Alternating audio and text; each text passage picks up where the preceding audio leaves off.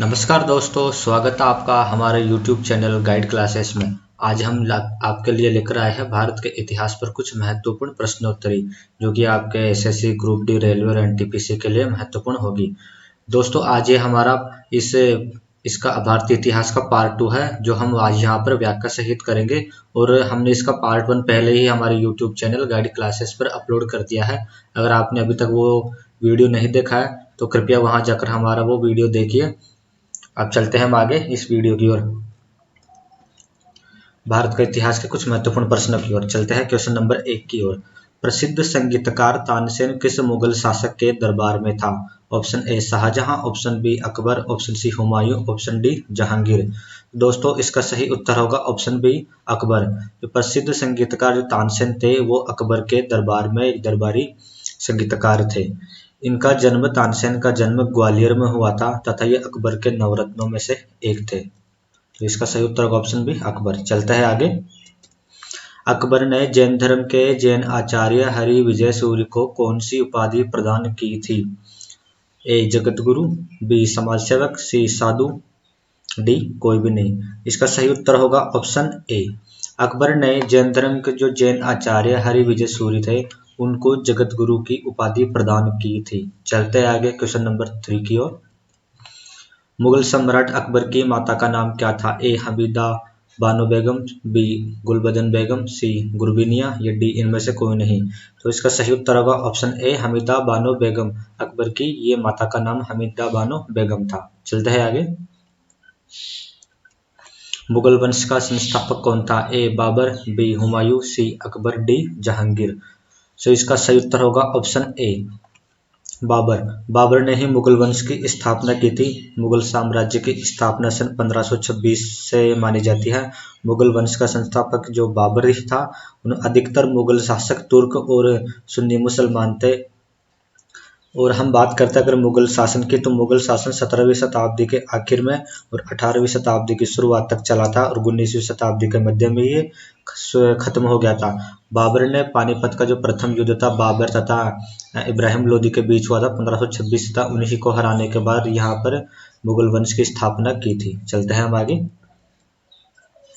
सिख संप्रदाय की स्थापना किसने की थी? गुरु अंगद, गुरु गोविंद सिंह, गुरु नानक और गुरु अर्जुन।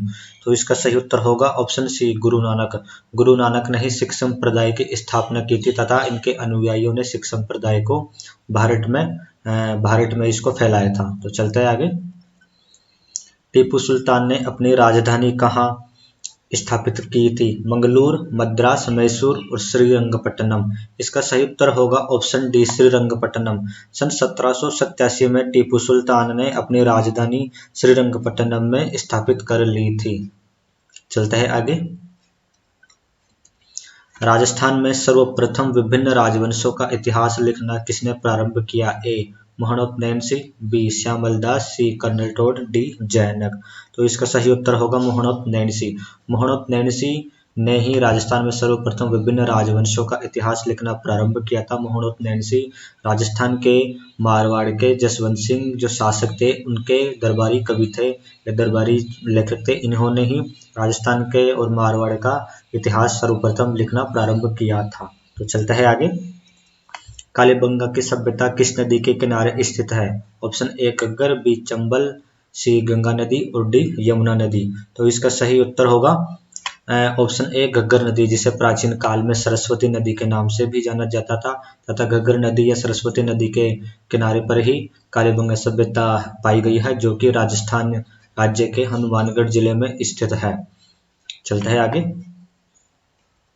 आहड़ सभ्यता कौन सी सभ्यता है? ताम्रकालीन सभ्यता, लोहा युगीन सभ्यता, कांस्य युगीन सभ्यता या इनमें से कोई नहीं।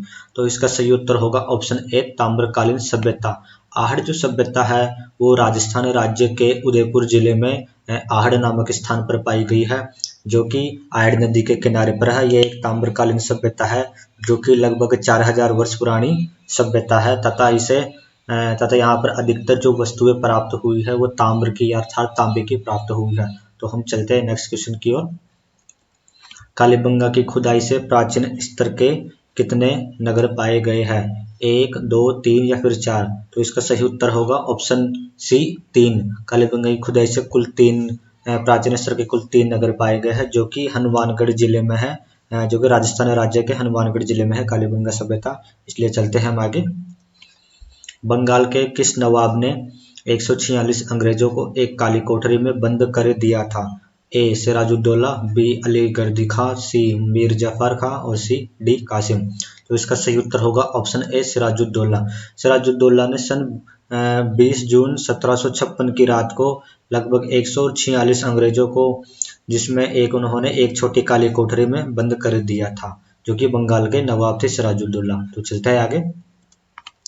मुगल दरबार में जाने वाला प्रथम अंग्रेज कौन था? George Thomas, colonel Tod, George Grierson और कैप्टन हॉकिंस। तो इसका सही उत्तर होगा option D, captain Hawkins. Captain Hawkins थे जो मुगल दरबार, उस समय पर मुगलों के जो शासक थे वो जहांगीर थे, अकबर के पुत्र जहांगीर मुगल भारत के सम्राट थे, मुगल सम्राट थे। जहांगीर के काल में ही captain Hawkins East India Company की ओर से, ब्रिटेन की ओर से यहाँ पर जहांगीर के दरबार में उपस्थित हुआ था। उस समय पर जहांगीर का दरबार जो था वो राजस्थान के अजमेर जिले में स्थित था, जहाँ पर अकबर किले में जहांगीर दरबार लगा रहे थे। तथा इसी वक्त, उसी समय पर जो कैप्टन हॉकिंस थे वो भारत में व्यापार की अनुमति मांगने के लिए मुगल सम्राट जहांगीर के पास आया था। चलते हैं हम आगे। पुर्तगालियों ने अपनी पहली व्यापारिक कोठी कहाँ पर खोली थी? ए मुंबई, बी कोचीन, सी पुणे और डी पणजी। तो इसका सही उत्तर होगा ऑप्शन बी, कोचीन।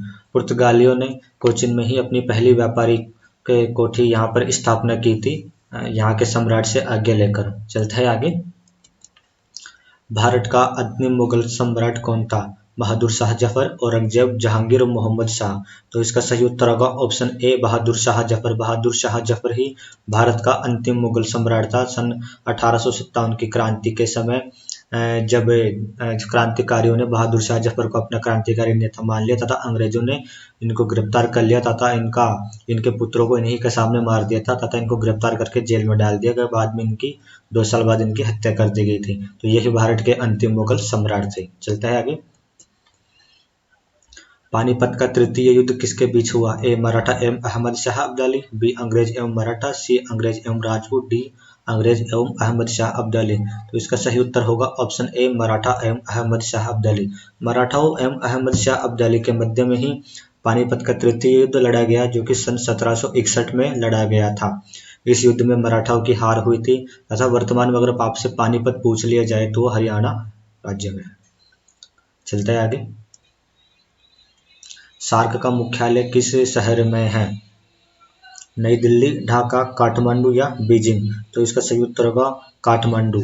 काठमांडू में ही सार्क का मुख्यालय स्थित है, जो कि नेपाल में है। सार्क भारतीय उपमहाद्वीप के 8 जो राज्य देश है उनका एक समूह है, और जो कि जिसकी स्थापना नेपाल सरकार के प्रयासों से की गई थी तथा काठमांडू में इसका मुख्यालय रखा गया है। सन 2016 में सन 2016 में जो इसका जो सार्क का जो अंतिम अधिवेशन हुआ था पाकिस्तान में हुआ था, इलाहाबाद में, लेकिन भारत ने उरी हमले के कारण इसमें भाग नहीं लिया था। तो उसके बाद इसकी कुछ ही बैठकें हो पाई है, उसके बाद भारत ने इसमें कभी भाग भी नहीं लिया 2016 के बाद। सो आगे चलते हैं। मध्य भारत में ठगी को दबाने वाला अंग्रेज गवर्नर जनरल कौन था? लॉर्ड मिंटो प्रथम, lord William Bentinck, lord Hastings और लॉर्ड ऑकलैंड। तो इसका सही उत्तर होगा option B, lord William Bentinck. Lord William Bentinck ने ही मध्य भारत में ठगी को दबाने का ठगी को दबा दिया था और उनको कुचल दिया था। आगे चलते हैं। गुलामगिरी पुस्तक किसने लिखी? A Jyotiba Phule, B R Ambedkar, C Mahatma Gandhi, D Gopal Hari Deshmukh. तो इसका सही उत्तर होगा ज्योतिबा फुले। ज्योतिबा फुले ने ही सन 1872 में गुलामगिरी नामक पुस्तक की रचना की थी। चलता है आगे। खिलजी वंश के संस्थापक कौन है? जलालुद्दीन खिलजी, अलाउद्दीन खिलजी, महमूद खिलजी या इनमें से कोई नहीं। तो इसका सही उत्तर होगा जलालुद्दीन खिलजी। जलालुद्दीन खिलजी ने सन 1290 में खिलजी वंश की स्थापना की थी तथा खिलजी वंश का जो काल है वो 1290 से लेकर 1320 ईस्वी तक चलता है। जलालुद्दीन खिलजी ने 1290 में खिलजी वंश की स्थापना की तथा दिल्ली के शासक बने। इसके बाद उन्हीं के भतीजे अलाउद्दीन खिलजी ने जलालुद्दीन की हत्या करके सन 1296 में दिल्ली के शासक बन बैठते हैं। चलते हैं आगे। मोहम्मद गोरी भारत के जीते हुए प्रदेशों पर किसको अपना अधिकार सौंपकर वापस गजनी चला गया? ए गुलाम सेनापतियों को, बी भारतीय राजाओं को, सी अपने मुख्य सेनापति को, या किसी को भी नहीं। तो इसका सही उत्तर होगा ऑप्शन ए गुलाम सेनापतियों को। मोहम्मद गोरी, जब तराइन का द्वितीय युद्ध मोहम्मद गोरी और पृथ्वीराज चौहान तृतीय के मध्य हुआ था सन 1192 में, उसके बाद मोहम्मद गोरी की इसमें विजय हुई थी। उसके बाद उन्होंने भारत के जीते हुए प्रदेशों को अपने गुलाम सेनापतियों को सौंप दिया था, जिनमें कुतुबुद्दीन ऐबक का नाम प्रमुख है। उसके बाद कुतुबुद्दीन ऐबक ने यहाँ पर गुलाम वंश की स्थापना की थी। चलते हैं हम आगे। तराइन का द्वितीय युद्ध कब हुआ था? 1191, 1192, 1190 और 1193। तो इसका सही उत्तर होगा सन 1192। 1192 में तराइन का द्वितीय युद्ध हुआ था, जो कि पृथ्वीराज चौहान तृतीय तथा मोहम्मद गोरी के मध्य हुआ था, जिसमें पृथ्वीराज चौहान तृतीय की हार हुई थी और मोहम्मद गोरी की जीत हुई थी। इसी के साथ भारत में तुर्कों का या मुसलमानों का आधिपत्य हो गया था। चलते हैं आगे क्वेश्चन नंबर 22 की ओर। तराइन का प्रथम युद्ध कब हुआ था? 1191, 1192, 1193 और 1194। तो इसका सही उत्तर होगा 1191। 1191 में तराइन का प्रथम युद्ध हुआ था मोहम्मद गोरी और पृथ्वीराज चौहान तृतीय के मध्य था। 1192 में द्वितीय युद्ध हुआ था, जो हमने 21वां सवाल अभी किया था। अभी चलते हैं आगे। निम्न में से कौन सा तुर्क शासक राजधानी को लाहौर से स्थानांतरित करके दिल्ली ले आया था? इल्तुतमिश, कुतुबुद्दीन ऐबक, बाबर और जलालुद्दीन खिलजी। तो इसका सही उत्तर होगा ऑप्शन ए इल्तुतमिश। पहले जो भारत की राजधानी थी वो लाहौर में थी। इसके बाद इल्तुतमिश जो राजा बना, उसने राजधानी को वहाँ से लाहौर से स्थानांतरित करके दिल्ली में अपनी राजधानी को ले आया था। इल्तुतमिश का जो शासन काल आता है वो सन 1210 से 1236 ईस्वी तक का आता है और इल्तुतमिश को ही दिल्ली सल्तनत का वास्तविक संस्थापक माना जाता है। यह कुतुबुद्दीन ऐबक का दामाद था तथा इल्तुतमिश ने राजधानी को लाहौर से दिल्ली स्थानांतरित किया था। चलते हैं हम आगे क्वेश्चन नंबर 24 की ओर। अढ़ाई दिन का चौपड़ा नामक मस्जिद का निर्माण किसने करवाया? इल्तुतमिश, कुतुबुद्दीन ऐबक, बाबर या जलालुद्दीन खिलजी। तो इसका सही उत्तर होगा ऑप्शन बी कुतुबुद्दीन ऐबक। कुतुबुद्दीन ऐबक ने ही राजस्थान में अजमेर जिले में अढ़ाई दिन का झोंपड़े का निर्माण करवाया था। दोस्तों, इससे पूर्व अढ़ाई दिन झोंपड़ा नामक मस्जिद के स्थान पर इससे पहले संस्कृत कंठाभरण नामक एक विद्यालय था, जिसकी जो निर्माण करवाया था वो अजमेर के चौहान जो शासक थे बीसल देव चौहान ने करवाया था। उसके बाद मोहम्मद गोरी के निर्देश पर कुतुबुद्दीन ऐबक ने उस विद्यालय को तुड़वा दिया तथा उसी जगह पर अढ़ाई दिन नामक का झोंपड़ा बनवाया था। इससे पूर्व जब वहाँ पर संस्कृत कंठाभरण विद्यालय था तो उस पर बिसल देव ने उस पर एक हरिकली नामक नाटक का भी रचना करवाई थी, जो आज भी इस मस्जिद की उन्हीं पत्थरों पर, क्योंकि उन्हीं पत्थरों से इस मस्जिद का निर्माण करवाया गया था और आज भी उन मस्जिद के पत्थरों पर हरिकली नामक नाटक के कुछ अंश प्राप्त होते हैं। इसलिए चलते हैं हम आगे। मोहम्मद गोरी ने भारत पर पहला आक्रमण कब किया था? 1175, 1174, 1191 या फिर 1192। तो इसका सही उत्तर होगा 1175। 1175 में ही मोहम्मद गोरी ने भारत पर अपना पहला आक्रमण किया था तथा भारत में 1175 में जो उन्होंने अपना ये पहला आक्रमण किया था ये मुल्तान पर किया था। तो चलते हैं हम आगे। महमूद गजनी ने भारत पर अंतिम आक्रमण किस पर किया था? राजपूतों के विरुद्ध, जाटों के विरुद्ध, प्रतिहारों के विरुद्ध या मराठों के विरुद्ध। तो इसका सही उत्तर होगा ऑप्शन बी जाटों के विरुद्ध ही महमूद गजनी ने भारत पर अंतिम आक्रमण किया था। चलते हैं आगे। सोमनाथ मंदिर लूटकर ले जाते समय महमूद गजनी पर किसने आक्रमण कर अपनी संपत्ति लूट ली थी? राजपूतों ने, जाटों ने, गुर्जरों ने और भीलों ने। तो इसका सही उत्तर होगा ऑप्शन बी जाटों ने। जैसा कि अभी हमने इससे पहले वाला जो सवाल था उसको पढ़ा था कि महमूद गजनी ने भारत पर अंतिम आक्रमण किस पर किया था, तो जाटों के विरुद्ध। इसके बाद जब सोमनाथ मंदिर जो कि वर्तमान गुजरात राज्य से लूट कर महमूद गजनी लेके गया था, तो वापस अपनी जो संपत्ति लूटी वो जाटों ने अपनी वापस संपत्ति मोहम्मद गजनी से वापस लूट ली थी। तो चलते हैं आगे। महमूद गजनी ने भारत पर पहला आक्रमण कब किया था? तो इसका सही उत्तर होगा ऑप्शन बी 1001। 1001 में ही महमूद गजनी ने भारत पर अपना पहला आक्रमण किया था। जो महमूद गजनी जो सुल्तान था अफगानिस्तान का गजनी का, तो वहां से आया था तथा उसने भारत पर 1001 में सबसे पहले आक्रमण किया था। चलते हैं आगे। महमूद गजनी ने भारत पर कितनी बार आक्रमण किया? 16, 17, 18 या 19। तो इसका सही उत्तर होगा 17। महमूद गजनी ने कुल 17 बार भारत पर आक्रमण किया था तथा यहाँ पर हर बार भारी लूट मचाई थी। महमूद गजनी ने कसम ये प्रतिज्ञा ली थी कि वो हर वर्ष भारत पर आक्रमण करेगा तथा वहां को भारत को लूटेगा। तो उसी अपनी शपथ अपने उसी के कारण महमूद गजनी हर वर्ष भारत पर आक्रमण करता था तथा भारत को लूट कर ले जाता था। तो चलते हैं आगे। भारत पर अरबों ने पहला और सफल आक्रमण किसके नेतृत्व में किया? मोहम्मद बिन कासिम, महमूद गजनी, मोहम्मद गौरी या कोई नहीं। तो इसका सही उत्तर होगा ऑप्शन ए, मोहम्मद बिन कासिम। मोहम्मद बिन कासिम के नेतृत्व में ही अरबों ने भारत पर पहला आक्रमण किया था जिसमें वो सफल रहे थे। चलते हैं। भारतीय संसद में शून्य काल में हस्तक्षेप की प्रथा का प्रारंभ कब हुआ? 1962, 1965, 1974 या 1984। तो इसका सही उत्तर होगा सन 1962। 1962 में ही भारतीय संसद में शून्यकाल 12 दिन के 12 बजे शुरू होता। तो चलते हैं आगे। भारत में सर्वप्रथम विशुद्ध संस्कृत भाषा में लंबा अभिलेख किस शासक के द्वारा जारी किया गया?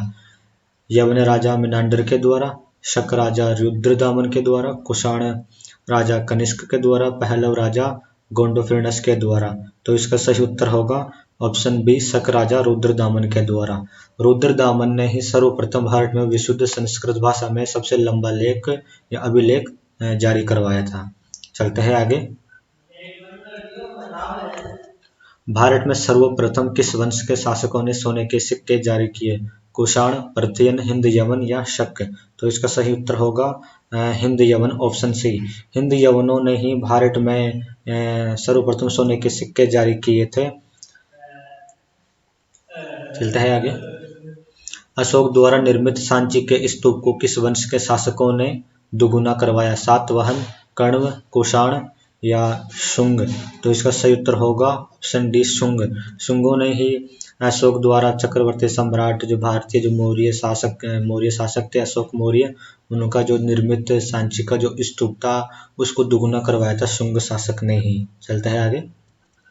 सातवाहन वंश का संस्थापक कौन था? महेंद्र सातकर्णी, पुलुमावी, सिमुक या गौतमीपुत्र सातकर्णी।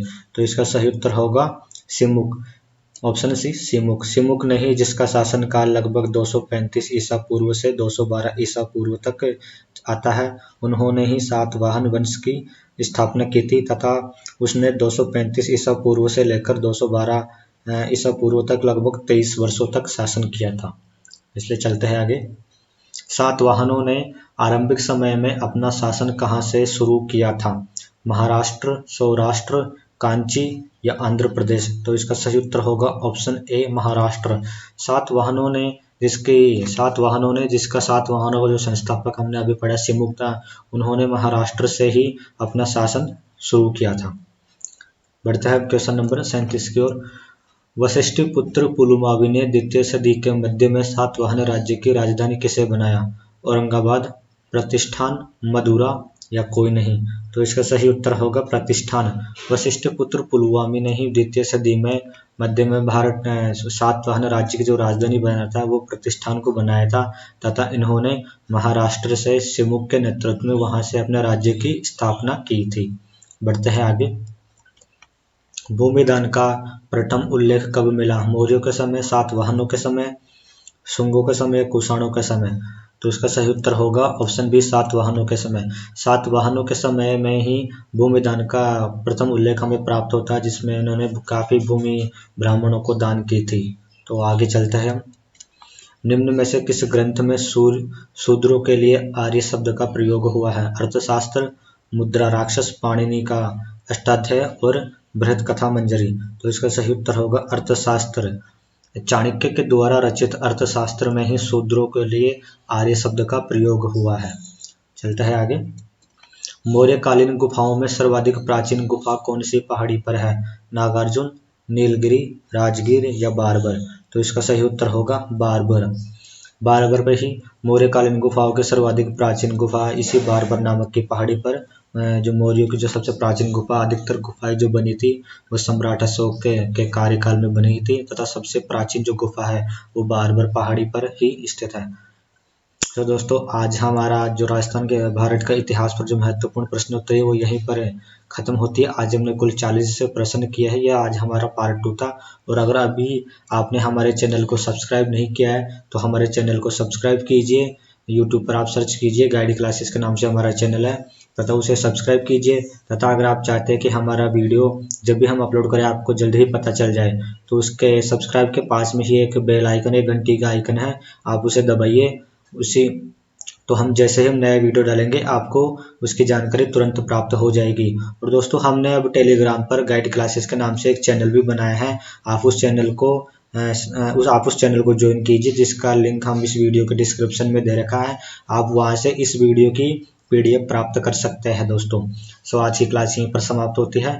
धन्यवाद, और हमारे चैनल को लाइक कीजिए, सब्सक्राइब कीजिए तथा शेयर कीजिए। धन्यवाद, थैंक यू।